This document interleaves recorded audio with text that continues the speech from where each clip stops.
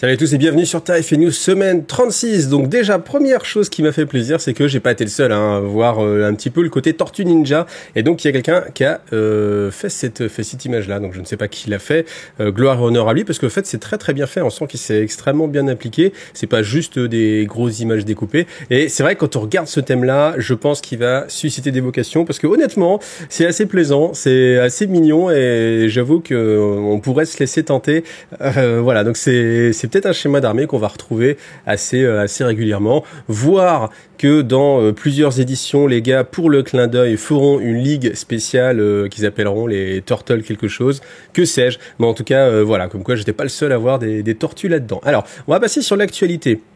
Actualité des précommandes, attention, cette boîte, Lord of the Rings Battle of Osgiliath. Donc déjà, première chose information, elle sera que en anglais, ça on s'en doutait. Deuxième information, on n'a pas de date de sortie, c'est-à-dire que la date de sortie, même si vous pouvez la précommander maintenant, la période de précommande va être un petit peu plus longue, on vous le dit, alors attendez, où est-ce qu'ils le mettent? Voilà, du 10 au 26 septembre, et vous allez recevoir votre boîte avant Noël. On n'a pas beaucoup plus d'informations. Heureusement, on a quand même l'information du prix. Donc, le prix, c'est 160 €. Donc, 160 €, c'est un prix que vous commencez à avoir l'habitude. Toutes les boîtes coûtent quasiment dans cette zone-là. Entre, 150, 160. Bon, là, ce qui est un petit peu dommage, c'est qu'on est quand même sur des très vieilles figurines. Toutes ces figurines-là, vous les avez dans les éditions Hachette, première édition sur le Seigneur des Anneaux, clairement. Sauf, évidemment, les nouveautés qu'on va voir ici, qu'on a déjà vues. Donc, les 3 personnages... pour le Gondor, et puis ici là je sais pas comment ça s'appelle, Mortok je crois, peut-être, enfin bon, je peux me tromper, mais voilà. Après il y a ces décors, les décors sont assez sympathiques. Dans l'absolu, est-ce que ça va encourager des gens à jouer à Seigneur des Anneaux? Je pense que c'est une boîte qui est faite pour aller chercher de nouveaux joueurs. Quelqu'un qui joue déjà, honnêtement, je pense pas qu'il va acheter cette boîte, si ce n'est pour avoir le bouquin. C'est dommage parce qu'ils nous disent qu'en fait il y aura des nouvelles règles honnêtement, si vous jouez déjà au Seigneur des Anneaux, vous avez ces orques, vous avez ces troupes du Gondor, vous avez ces rangers, c'est évident, vous pouvez pas jouer si vous les avez pas. Alors, mais si vous voulez vous lancer dans une nouvelle faction et voilà, pourquoi pas, mais bon, je trouve que c'est vraiment dommage que, surtout, en fait, ce qui va se passer aussi, c'est qu'il y a une différence de sculpture énorme entre ces anciennes figurines et les nouvelles. Les nouvelles sont magnifiques, là, vous voyez, on les voit tout en 3D, formidable. Celle-ci, là, vous voyez, ils ont même pas fait le focus sur celle du fond pour pas qu'on le voit bien, mais là, honnêtement, là, vous allez pas trouver de visage ni quoi que ce soit. C'est des figurines qui ont extrêmement vieilli. Pour en avoir à la maison, en avoir peint, je peux vous dire, c'est vraiment pas super sexy. Là, vous voyez, celle-ci, là, hop, ok, lui, très bien. Le reste derrière... Le troll encore est pas mal. Le troll a pas trop vieilli, je trouve, parce qu'il en est d'une structure assez simple. Mais bon, voilà. En tout cas, je me pose quand même des questions sur cette boîte-là. Est-ce qu'un ancien joueur va vouloir l'avoir et payer 160 € pour juste récupérer le bouquin de règles, ou est-ce qu'il va plutôt attendre d'avoir le bouquin de règles? Tant pis pour les décors qui sortiront plus tard. Voilà, je me pose des questions. Puis en plus, on n'a pas de date. On sait pas que ça va être avant Noël, mais bon, voilà, c'est un petit peu bizarre tout ça. Ensuite, Rohan Battle Host. Donc là, c'est la ressortie en mode compile de figurines qui existe déjà. Là, c'est pareil, il n'y a pas de resculpture. La seule chose un petit peu plus récente, voilà, c'était Éomer qui avait été refait par rapport aux premières versions métal. Là, vous l'avez en plastique. J'ai fait le prix. Si vous avez le contenu de la boîte, c'est 96 €. Là, cette boîte-là, ainsi que toutes les autres boîtes, vont vous être proposées à 67,50 €. Donc, vous économisez votre personnage. C'est toujours sympathique, c'est toujours ça de prix. Ça fait un bon petit tiers de remise. Voilà. Maintenant, c'est pareil. Est-ce que quelqu'un qui joue déjà au Seigneur des Anneaux va vouloir avoir cette boîte? Enfin, moi, j'ai déjà une armée du rang, j'ai déjà tout ça. Je vois pas trop le truc, hormis sur lancer. Alors du coup, ça veut dire quoi en fait? Ça veut dire que c'est des boîtes qui vont s'adresser à des nouveaux joueurs, des gens qui seraient tentés pour s'y remettre. Après, avec des figurines aussi vieilles, je ne sais pas. Donc, je sais pas trop quoi en penser. Mettez-le moi en commentaire. Est-ce que vous, par exemple, vous seriez tenté? Est-ce que le fait de surfer sur la vague de Les Anneaux de Pouvoir, la nouvelle série sur Amazon, que je sais pas encore été regardé et que je vais aller regarder bientôt, est-ce que ça peut déclencher autant de ventes? Peut-être. En tout cas, ils surfent clairement là-dessus. Ça, c'est clair. Ensuite, on continue avec Elrond, Master of Rivendell. Ça, par contre, c'est une nouvelle figurine. Donc, 3 nouvelles figurines. Vous avez les 3 vendues ensemble. Donc, le prix prix va être de, je dis pas de bêtises, 35 euros. 35 euros, vous voyez, c'est pas mal parce que on se dit, au final, on se retrouve avec 3 figurines. Alors certes, celles du Seigneur des Anneaux sont un tout petit peu plus petites. Et encore, j'aimerais bien voir là avec ce Elrond, j'aimerais bien voir si on le compare par exemple à du Edge of Sigmar, voir si c'est vraiment plus petit ou si il y a une petite hausse à chaque fois des tailles comme ça chez Games Workshop d'une version sur l'autre. Je serais assez curieux de voir un comparatif. Après, on voit qu'ils sont quand même sur ces socles-là. La figurine n'a pas l'air de trop déborder, donc je pense qu'on est resté sur la même échelle. Mais on a quand même 3 figurines, 35 euros pour un personnage, tout en sachant que derrière, il y a la licence Seigneur des Anneaux qui n'appartient pas directement à Games Workshop. Donc il faut payer aussi des sous pour la licence. On arrive à faire quand même des persos à 35 euros. Ce qui fait que quand on se retrouve avec un seul Space Marine à 35 euros, vous voyez ce que je veux dire. Ensuite, Ruin of Mirrors, ça c'est des vieux décors, hein. Ils sont assez sympathiques, hein, ceux-là. Donc là, j'ai pas le prix, donc je pense que ça va être disponible que via VPC. Les dés, vous savez mon amour inconditionnel pour les dés, surtout à ce prix-là. Donc les dés, 14,50 € pour 1, 2, 3, 4, 5, 6, 7, 8 dés. Voilà. Ils sont assez mignons, on peut pas leur enlever, hein. J'aime bien ces bleus-là, évidemment. Ceux-là aussi sont pas mal, voilà. Bon, à vous de voir si vous avez envie d'aider. Oui, on a la ressortie du destin du Witch King, voilà, disponible. Donc c'est pareil, en ressortie exclusive. Quand vous avez ce symbole là, vous savez, hein, c'est des figurines qui sont reprintées exprès pour les commandes. Donc voilà, comme ça de temps en temps ils ressortent en fait des vieilles figurines de leur catalogue. Ensuite on a de la nouveauté avec ce vieux Demios qu'on a vu chez Forge World depuis une bonne quinzaine d'années, je pense maintenant. Alors le prix, vous savez combien ça coûte? Un Predator, ça coûte, voilà, je vais fermer cette ligne là, tac, ça coûte 55 euros. Voilà, ça c'est le prix du Predator. Je me rappelle quand même que quand il est sorti, il était à 35, si je dis pas de bêtises, mais bon, l'inflation, hein, le prix de la baguette, l'essence, vous savez ce que c'est.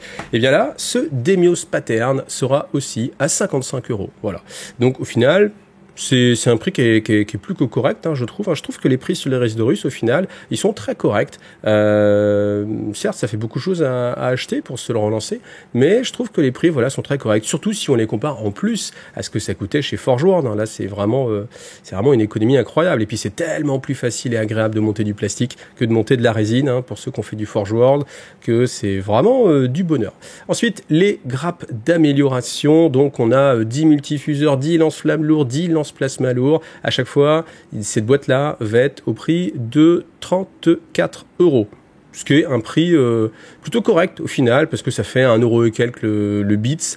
Voilà, c'est pas mal. Mais non, c'est pas ça. Mais voilà, le même prix pour les Volkit plus canon laser plus autocanon. Voilà, c'est franchement pas mal. Alors, sachant que bien sûr, quand vous jouez les Rise de Russe, les unités c'est 10. Donc là, vous équipez une unité de 10, c'est pas comme les dévastateurs qui sont limités à 4 canons laser. Là, vous pouvez faire des unités de 10 canons laser si vous avez envie. Ensuite, vous avez toujours pour Edge of Darkness, donc là, ce sera des références cartes qui seront a priori en anglais, seront pas traduites. Je suis pas sûr d'avoir la formation exacte. À mon avis, ce sera pas traduit, tout en sachant que, enfin voilà, je ne pense pas que ce sera traduit. En tout cas, ça va vous revenir à la modique somme de, je regarde 13,25 €. 13,25 €, ça c'est pas cher pour des jolies cartes. On continue à passer à Warhammer 40 000 avec les data cards pour les Chaos Demons. Donc celles-ci seront en français. Après, il n'est pas impossible franchement que celles-ci soient en français, étant donné que les bouquins sont quand même traduits en français. Voilà, bon, comme j'ai pas d'informations, je préfère pas trop m'engager dessus. Voilà. Donc là, les data cards, c'est 22 € si je ne dis pas de bêtises. C'est étonnant que ça sorte pas en même temps que le codex. Bon, voilà, peut-être petit cafouillage dans la logistique chez Games Workshop. Warhammer Underworld, directement, Gorschosen of Drum, donc voilà, qui était présenté la semaine dernière, si je dis pas de bêtises, même pas, si dans le Nova Open, eh bien, ça sort directement. C'est assez rare qu'on ait des sorties qui soient aussi rapides. Donc, le prix, c'est 34 €. Ça, c'est le prix classique qu'on va avoir à chaque fois sur les bandes de Warhammer Underworld. L'avantage, c'est que vous avez 3 figurines, même si vous jouez pas à l'armée de cornes ou quoi que ce soit, vous pouvez les prendre, les peindre, vous faire plaisir, les utiliser à autre chose. Vous avez un deck complet qui permet directement de les jouer en mode rival. Ça, c'est vraiment super. Et puis, le deck rival, c'est aussi quelque chose qui peut être utilisé. Alors, c'est pas le même, hein, mais c'est un type de mode de jeu, hein. Si vous voulez plus d'informations, je vous invite vraiment, encore une fois, à aller regarder le rapport de bataille que je vous ai fait pour parler un petit peu de ce mode rival. Mais ça vous permet de jouer vos anciennes bandes avec un deck qui va être équilibré par rapport au méta, on va dire, rival actuel. Donc, donc c'est-à-dire que vous avez votre ami qui a envie de se lancer, il prend cette bande-là, vous avez une vieille bande, vous la ressortez, vous prenez ce paquet, Nethermans Deadly Death Rival Deck, qui va sortir en français et qui va être au prix de 22 €. Donc honnêtement, je trouve ça vraiment sympa parce que ça reviabilise vos vieilles bandes où il faut les jouer un petit peu.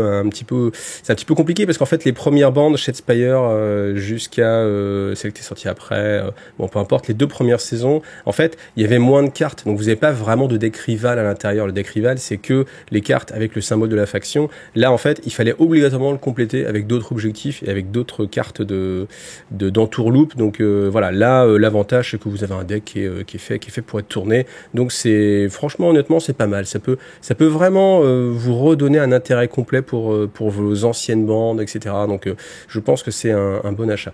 Donc ensuite le White Dwarf avec pas mal de choses sur Kill Team et Warcry, donc on verra quand on l'aura en main, des nouveautés Forge World Nourriture, voilà, mais lui ça fait longtemps qu'on l'a vu et c'est ça qui est assez étonnant, c'est que on est à la fois des choses qu'on a vues juste la semaine dernière qui sont présentées et qui sortent cette semaine, enfin qui sortent en précommande, et des choses qu'on a vues déjà depuis très longtemps et qui là sont enfin disponibles.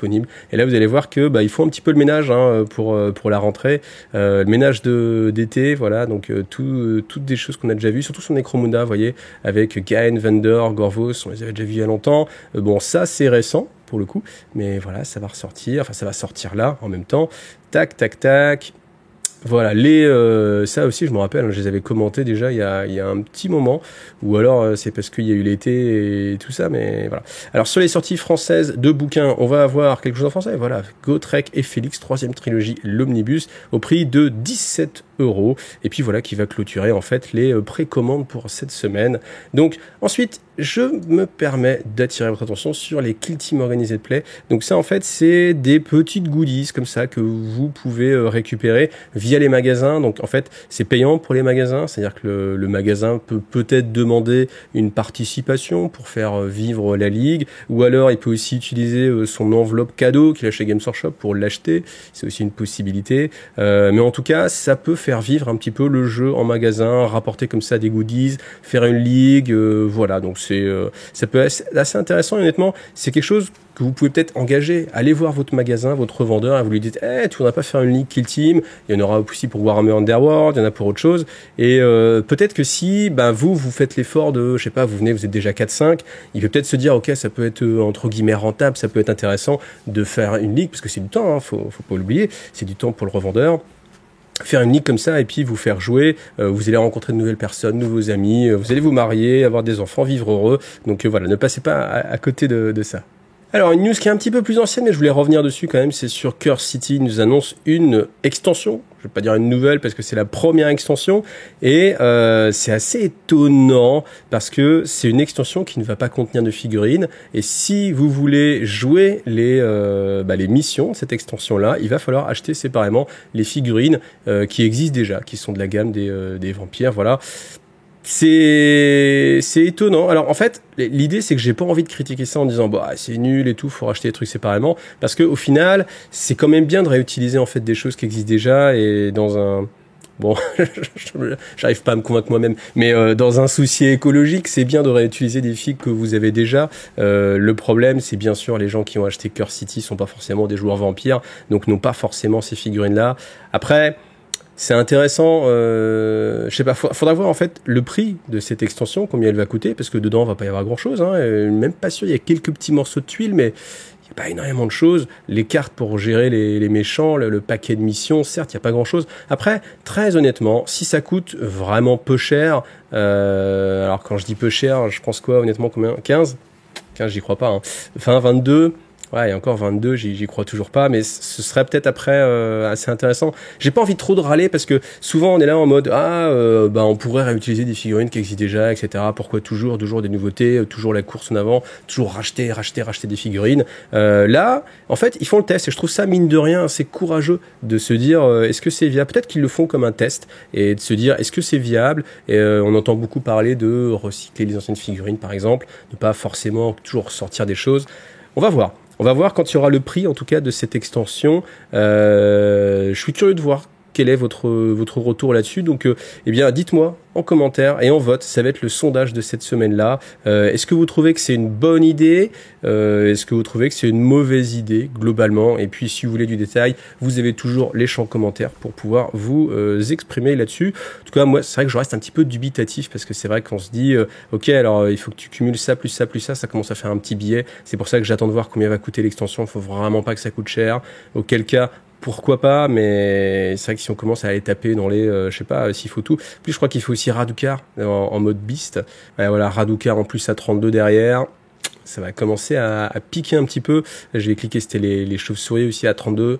C'est, voilà. À vous vraiment, dites-moi ce que vous en pensez. Alors, puisqu'on parle de sous-sous, comme d'habitude dans TFA News, voilà, le sondage, prix de Kill Team Into the Dark. Donc, vous êtes 62% à trouver que c'était trop, 30% à trouver ça correct, 8% à trouver ça pas cher. Donc, ça fait, on va dire, 40% où le prix est bon. Je pense que 40% c'est très largement suffisant pour faire les ventes pour Games Workshop. Donc, je pense qu'on n'est pas sur quelque chose qui est vraiment trop cher. On est quand même majoritairement tous à trouver ça un petit peu plus cher. Mais voilà. Après, j'ai réfléchi à ce prix-là et je l'ai comparé par rapport à d'autres produits. En fait, je suis sorti un peu de ma sphère Games Workshop et je me suis dit, ok, si on compare par exemple à Descente, quand il est sorti, même encore maintenant, vous devez le trouver à 180 €, prix public normal conseillé. 180 €, j'avais trouvé ça énormément cher parce que je me disais, ok, c'est 2 fois un Zombicide, par exemple, Zombicide qu'on avait trouvé à peut-être dans les 99, 90, allez, 90, 99, 18, ça passe.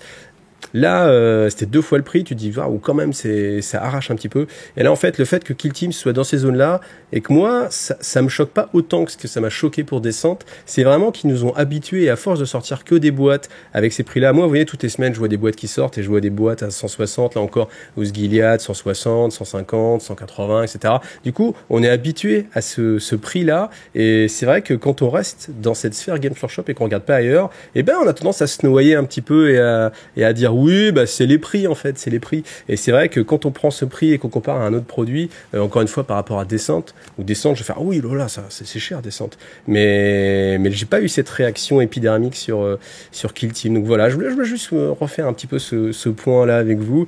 Et c'est vrai que moi j'ai remarqué un petit peu d'introspection. Je me suis dit, mais c'est vrai que moi-même, je me laisse embarquer en fait très facilement. Donc voilà. Bon, en tout cas, je suis curieux de voir quand ça va sortir, si ça va être joué, et puis d'avoir les décors en main, ça aussi je suis curieux. Alors encore des nouveautés pour les échères et du coup encore des nouveautés plutôt pour Necromunda, parce que Necromunda, je le dis à chaque fois, mais en fait c'est ça, hein, toutes les semaines quasiment on a des nouveautés pour Necromunda. Donc franchement, félicitations, hein, Necromunda, c'était un bon choix de jeu si vous vouliez des petites news comme ça à se mettre sous la dent un petit peu de temps en temps avec des figurines, ma foi fort réussies. J'avoue que je les trouve vraiment sympathiques. Peut-être par rapport au dessin, je préfère un petit peu le look du dessin, pareil sur le sorte de col ou les cheveux ici. Là, j'arrive pas à voir. Est-ce que avec l'illusion ou l'angle, en fait, on va quand même avoir, mais enfin, non, je crois pas. Hein, je pense que là, il n'y a pas du tout ce côté tressé sur les cheveux. C'est dommage, j'aimais bien ce côté tressé qui passait bien. Là, ça fait un petit peu Elvis en mode, hyper banane, quoi. Donc c'est un tout petit peu dommage, mais voilà. Sinon, c'est une figurine qui a quand même pas mal la classe. Donc voilà, pour nos amis les échères. Ah, j'aurais dû dire pour nos chers amis les échères. Pour nos chers amis les échères, c'est pas cher. Alors vous le savez, je profite toujours de TFA News pour remercier mes bienfaiteurs, mes tipeurs, sans qui je ne serais rien. Et là, il y en a beaucoup. Donc merci Dux Belleroux, merci Olivier, merci Arieb, merci Simon, merci Otema, merci Christian, merci Grognon11, merci Julien, merci Warg, merci Empereur, merci Le Contrôleur, merci Alex, merci Marc, merci Abel, merci Rico et merci Butxo Voodoo. Et si vous vous demandez, mais diantre, pourquoi a-t-il autant de...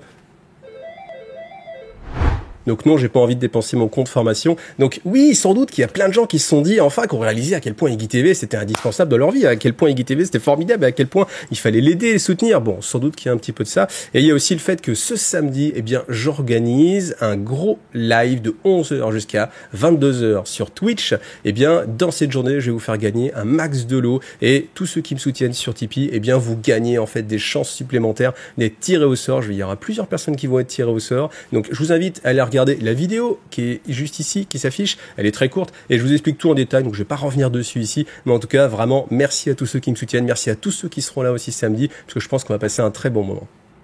Et maintenant, on va terminer sur une news fort sympathique. Slave to Darkness, je trouve que c'est une armée qui a vraiment un gros pouvoir d'attraction, même quand on n'est pas forcément trop attiré par le Medfan ou par Age of Sigmar. On est beaucoup, et j'ai eu ça aussi en commentaire, à trouver que Games Workshop, ils ont vraiment ce talent pour faire les armées du chaos, et je pense qu'on peut dire que c'est leur spécialité. C'est là où on peut retrouver le plus leur patte graphique. Et ça, cette figurine, je la trouve vraiment magnifique, honnêtement. Alors ok, il y a un petit peu de bleu, ça aide aussi à ce que je trouve ça joli, mais je trouve qu'elle est vraiment très réussie. Alors elle est hyper chargée, là encore une fois, on pourra pas revenir en arrière, mais ça colle bien, je trouve, avec le côté chaotique, Slave to Darkness. Et surtout, c'est de la surcharge, mais dans le sens ornementationnatoire. C'est pas une sacoche plus un autre truc. C'est le style de l'armure qui est comme ça. Voilà, en tout cas, cette figurine, je la trouve vraiment sympathique. Et puis, elle fait écho un petit peu à celle qu'on peut trouver chez les Stormcast de l'autre côté. C'est un petit peu ça l'idée, dans ce que j'ai vu un petit peu dans le fluff, c'est qu'a priori, son âme a été mélangée avec, où il a fait prisonnier certaines armes éternelles des Stormcast qui n'ont pas pu se réincarner, etc. Ça fait un melting pot. Et en fait, je trouve qu'il y a un petit côté, il ressemble vraiment à un des personnages Stormcast là, sur le dragon et tout, avec cette queue-là. Je trouve que ça ressemble beaucoup. Mais voilà, donc ça, ce sera à venir dans le prochain Battle Tome qui sera consacré au Slave to Darkness. On nous promet encore d'autres sorties, et je dois dire que déjà, rien que quand j'avais vu la boîte Slave to Darkness, j'ai souvent failli l'acheter, la Start Collecting, rien que pour les figurines, parce que je les ai trouvées toujours très très très séduisantes. Donc est-ce qu'un jour je craquerai? Peut-être, à voir. En tout cas, voilà, je pense que là on est sur une figurine très très très, j'ai dit très très beaucoup réussie, mais c'est pour plaire à Bellacore. Voilà, merci à vous tous en tout cas d'avoir vu ce Tarif et News. Rendez-vous vraiment samedi, ne ratez pas cette journée, il y aura bien sûr, il y aura aussi des choses à gagner tout au long de la journée, il y aura des bons à gagner, etc. Donc n'hésitez pas, même si vous n'avez pas envie de me soutenir sur Tipeee, venez quand même, on passera un bon moment. Je vous montrerai aussi du Core Space Fusion Warhammer 40 000, du X-Wing Fusion Gazland, et puis autre chose, des surprises, trucs à gagner. Voilà, n'hésitez pas, à bientôt. Allez, salut à tous.